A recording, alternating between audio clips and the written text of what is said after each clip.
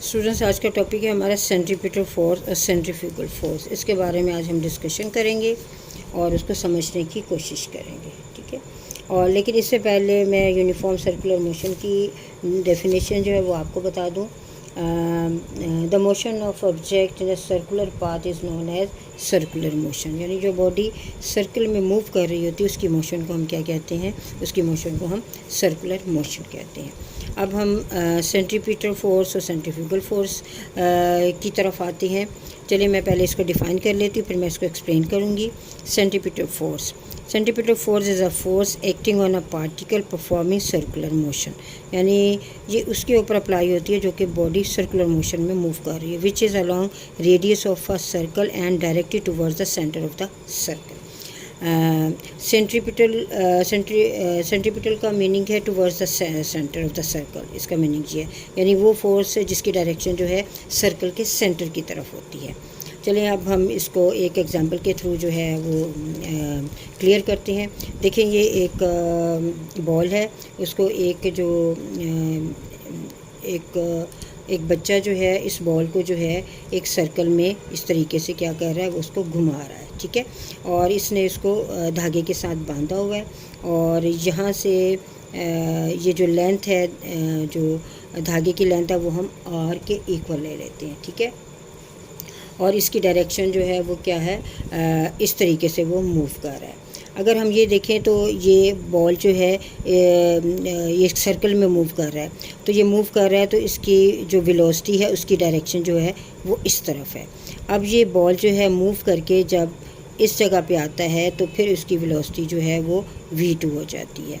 इसके बाद जब ये मूव करके सर्कल के इस पार्ट की तरफ आता है तो इसकी वेलोसिटी जो है वो v3 से हम डिनोट, यानी अगर हम देखें तो इसकी वेलोसिटी जो है वो क्या हो रही है, वो चेंज हो रही है, ठीक है। यानी हर मोमेंट पे जो बॉल की वेलोसिटी है वो क्या हो रही है, वो चेंज हो रही है। अगर हम देखें तो बॉल की वेलोसिटी जो है वो खुद चेंज नहीं होती, ठीक है। यानी बॉल इस वेलोसिटी को चेंज नहीं करता। इसके लिए कुछ ना कुछ एक्सटर्नल फोर्स की ज़रूरत होती है जो इस ऑब्जेक्ट के ऊपर लग रहा होता है, ठीक है। तो वो फोर्स जो है इसकी वेलोसिटी को क्या कर रही है, वो चेंज कर रही है। अब हम ये देखेंगे कि ये एक्सटर्नल फोर्स जो है वो कहाँ से आ रही है। देखें, जब ये बच्चा इस बॉल को सर्कल में मूव करवा रहा है, घुमा रहा है, तो इसके अंदर की तरफ एक फ़ोर्स लगाती है, ठीक है। तो अंदर की तरफ क्या है, एक फ़ोर्स लगाती है। तो ये फ़ोर्स जो है उसे हम क्या कहते हैं, उसे हम सेंट्रीपिटल फोर्स कहते हैं, क्योंकि इस फोर्स की डायरेक्शन जो होती है, सेंट्रीपिटल फोर्स हमेशा सर्कल के सेंटर की तरफ होती है। और तो देखा जाए तो ये क्या है, ये इसका एक्शन है, ठीक है। ये जो फोर्स जो है सेंटर की तरफ लग रही है, ये क्या है, इसका एक्शन है। अब रिएक्शन में क्या होगा, रिएक्शन में एक फोर्स जो है इस तरफ हमें नज़र आएगी, ठीक है। और ये वो फोर्स होगी जो कि इस बॉल को इस सर्कल से बाहर ले जाने की कोशिश करेगी, ठीक है। इस फोर्स को हम क्या कहते हैं, इसे हम सेंट्रीफ्यूगल फोर्स कहते हैं। यानी सेंट्रीपिटल फोर्स से है यहाँ एक एक्शन के तौर पे काम कर रही है, उसकी हेल्प से जो बॉल है एक सर्कल में मूव कर रहा है। तो जब एक्शन हमें नज़र आता है तो फ़ौरन रिएक्शन जो है वहाँ अपेयर हो जाता है। तो आउटवर्ड बाहर की तरफ जो हमें फोर्स नज़र आएगी उसे हम क्या कहेंगे, वो रिएक्शन होगा, उसे हम क्या कहेंगे, उसे हम सेंट्रीफ्यूगल फोर्स कहेंगे।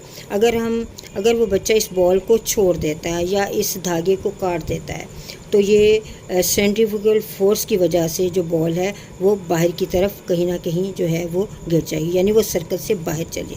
यानी वो फोर्स जो कि किसी बॉडी को सर्कुलर पाथ से बाहर की तरफ लेके जाती है उसे हम क्या कहते हैं, सेंट्रीफ्यूगल फोर्स कहते हैं। और इसकी डायरेक्शन क्या होगी, ये है सेंट्रीफ्यूगल फोर्स, ठीक है। तो अगर हम देखा जाए तो सेंट्रीपिटल फोर्स जो है वो एक रियल फोर्स है, क्योंकि एक्शन का रिएक्शन होता है। अगर एक्शन है तो डेफिनेटली रिएक्शन नज़र आएगा। और ये जो सेंट्रीफ्यूगल फोर्स है that is the imaginary force है, ठीक है। तो इसकी डेफिनेशन हम इस तरीके से लिखेंगे, the force that pulls the object away from the centre of the circle. यानी वो फोर्स जो कि उसे सर्कल के सेंटर से बाहर की तरफ लेके जाती है उसे हम क्या कहते हैं, उसे सेंट्रीफ्यूगल फोर्स कहते हैं, ठीक है। तो अब हम इसके डेरिवेशन डेरिवेशन की तरफ आते हैं कि सेंट्रीपिटल फोर्स जो है उसका कौन सा फार्मूला है। इसके लिए हम एक बॉडी लेते हैं जिसका मास m है, वो v स्पीड के साथ मूव कर रहा है उस सर्कल में जिसका रेडियस r है। अब एक्सेलरेशन की हम बात करें तो एक्सेलरेशन इक्वल है v²/r, ठीक है। और force according to Newton second of motion क्या है, F = ma। तो यहाँ हम सेंट्रीपिटल फोर्स की बात कर रहे हैं तो यहाँ Fc लिखेंगे, मास और ac। तो ग्रेविटेशनल एक्सेलरेशन जो है, सेंट्रीपिटल एक्सेलरेशन जो है उसकी वैल्यू हम इसमें अप्लाई कर देंगे तो हमारे पास जो है वो फार्मूला क्या बनेगा, Fc = mv²r। यानी सेंट्रीपिटल फोर्स को निकालने के लिए हम इस इक्वेशन को है वो यूज़ करेंगे, ठीक है। तो ये था हमारा आज का टॉपिक, और इसको आप सेंट्रीपिटल फोर्स जो है एक डिटेल आंसर के तौर पर आपको लिखना पड़ेगा, तो आपको इससे कंप्लीट याद करना है। और सेंट्रीफ्यूगल फोर्स जो है वो सिर्फ आपने इसको डिफ़ाइन करना है, ठीक है। अल्लाह हाफिज़।